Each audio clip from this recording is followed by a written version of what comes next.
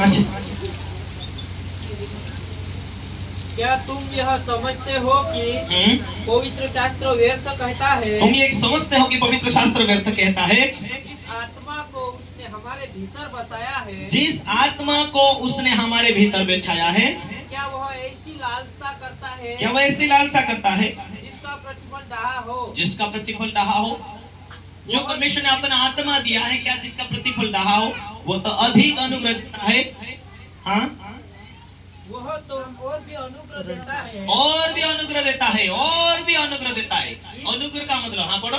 इस कारण यह लिखा है, अरे वो तो अधिक अनुग्रह देता है, इस कारण उसका वचन में लिखा है, परमेश्वर अभिमानियों का विरोध करता है, परमेश्वर अभिमानियों का विरोध करता है और दीनों पर अनुग्रह करता और है। दीनों पर अनुग्रह करता है। अनुग्रह का मतलब, हालेलुया, अनुग्रह का मतलब है कि तुम्हें छुटकारा दे दिया। अब जो तुम्हारे जीवन में जो इच्छाएं हैं, वो आत्मा के प्रेरणा के द्वारा तुम्हारे मांगने से ज्यादा देना चाहता है वो। हालेलुया, तुम्हें सफल करना चाहता, तुम्हारे जीवन में एक एक बरकतों को जोड़ना चाहता। इसीलिए कभी टेंशन मत लो कि जीवन में आशीष कैसी आएगी। आज वचन क्या कहता, आज प्रार्थना कितनी है, आज हम कितना उसके वचन के अनुसार जी रहे। जो मांगेगा उससे भी ज्यादा देगा, क्योंकि तुम उसकी औलाद हो, उसकी संतान हो। मेरी भेड़ मेरा शब्द सुनती है, वो मेरे पीछे पीछे आती है और वो मेरे आवाज को सुनती है। एक दूसरे को कहो, तुम परमेश्वर के संतान हो, उसके पीछे चलना, उसकी आवाज को सुनना, क्योंकि उसकी योजना तुम्हारे लिए बहुत बड़ी है। आमीन, हालेलुया, हालेलुया। वो तो अभी और भी अनुग्रह देता है, इस कारण वो लिखा है, परमेश्वर अभिमानियों का विरोध करता है पर दीनों पर अनुग्रह करता है।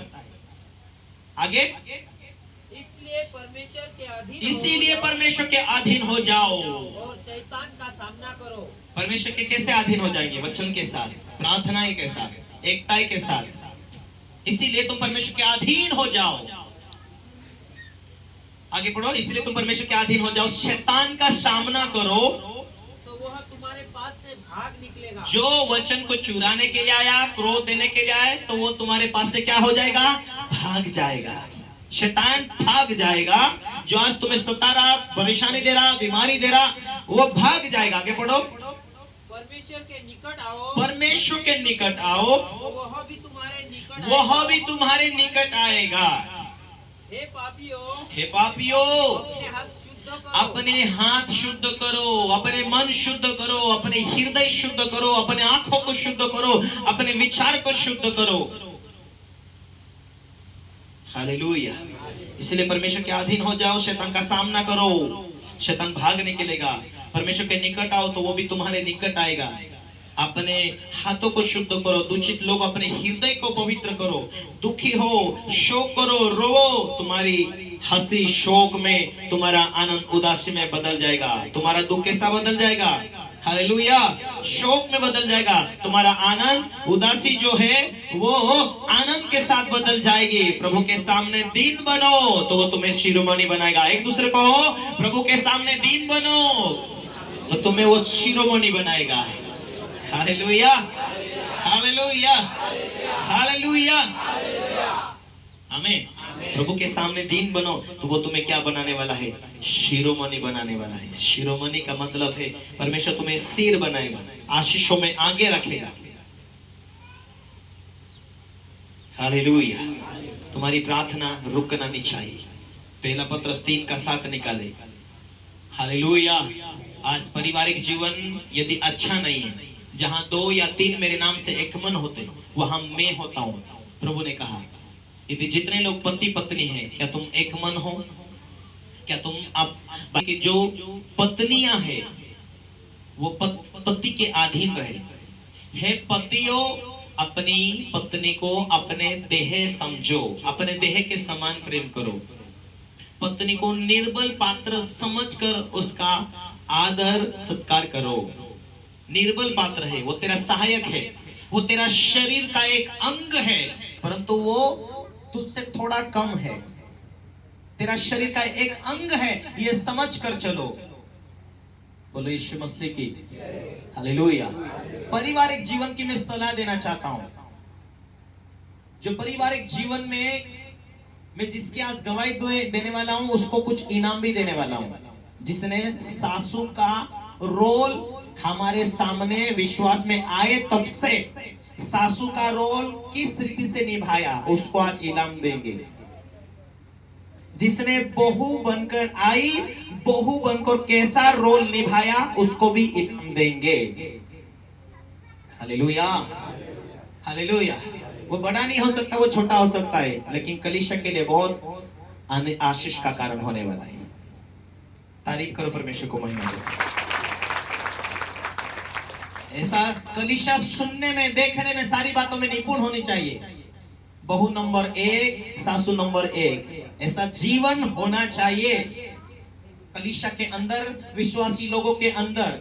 जिसने सासू के साथ लड़ाई ना किया ऐसी बहू, जिसने पति की अधीनता निभाई है ऐसी बहू, जिसने बच्चों को बराबर उन्होंने सिखाया ऐसी बहू। हालेलुया। जिसने अपने सासू ससुर का अपने खुद के माता पिता यही सुन समझ कर उसने निभाया, ऐसे लोग खुदा के नजर में आशीषित, खुदा के नजर में अपने प्यारे बेटे बेटी के समान है। Hallelujah, hallelujah. विश्वासी जीवन सुनने से इतना नहीं, पर सुनकर उसके ऊपर जीने से एक धार्मिक कहलाया जाता है। हालेलुया। थोड़ा कोई निकाला हो तो पहला पत्रस का किताब 3 अध्याय उसका 7 वचन।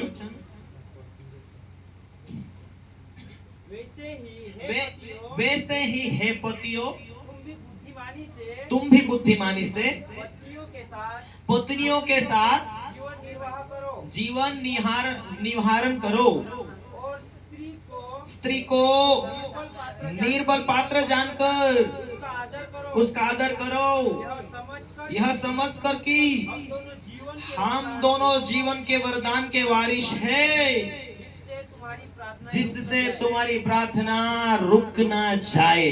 इसीलिए तुम्हारी प्रार्थना रुक ना जाए। हम पति पत्नी एक देह है ऐसा समझकर तुम जीवन को जीते रहो।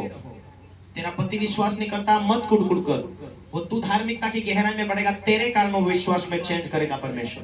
पहले तुझे तेरे चाल चलन को प्रभु के साथ तैयार करना है। Hallelujah, hallelujah, hallelujah. वैसे ही पतियों, तुम भी बुद्धिमानी से पत्नियों के साथ अच्छा जीवन निहारण करो, स्त्री को निर्बल पात्र जानकर उसका आदर करो, यह समझकर कि हम दोनों जीवन के वरदान के वारिस हैं। ऐसा जीवन जिएंगे तो तुम्हारी प्रार्थना रुकेगी नहीं। हालेलुया। और ऐसा जीवन नहीं जी रहे तो तुम्हारी प्रार्थना रुक रही, जो खुदा तुम्हें फल देना है वो नहीं दे पाएगा। तू ऐसी है, तू वैसा है, तू में चल रहा है तो तुम्हारी आशीष खुद तुम रुक रहे, और ऐसा हो रहा तो रोको। शैतान का सामना करो, वो भाग निकलेगा। वो क्यों आया? चोर आया चोरी करने, घात करने। जो तूने आज तक सुना है उसे लेने के लिए आया। वो बिन बुलाए मेहमान है, थोड़ा तो उसे डांटेगा नहीं। कुत्ता छड़ी से नहीं मान रहा, कुत्ता हकालने से नहीं मान रहा, तो छड़ी को चलाने की आवश्यकता होती है। तुझे वचन लेना है, तुझे वो कुत्ता शैतान दिखाई दे रहा, कुछ काम कर रहा है, क्यों गुस्सा लग रहा, क्यों चिड़चिड़ापन हो रही, क्यों वचन में नहीं जी रहा, तुरंत उपवास करके उसे डांट, उसे निकाल घर से, क्योंकि तेरी आशीष को रोकने के लिए आया। पति पत्नी का झगड़ा करवा दे और तेरी बरकत तेरे पास से रुक जाए, तेरी आशीष रुक जाए, तेरी चंगाई रुक जाए, तेरे जीवन में परमेश्वर कुछ दिनों में तेरी दशा दिशा बदलने वाला वो रुक जाए। दोष मत लगाओ तो दोष नहीं लगाया जाएगा, दोष नहीं ढूंढो तो दोष नहीं, तुम्हारी गलतियां नहीं निकाले जाएगी। हालेलुया। तुम्हारी चंगाई लाइफ टाइम के लिए बनी रहे। यशायाह का किताब में 50 अध्याय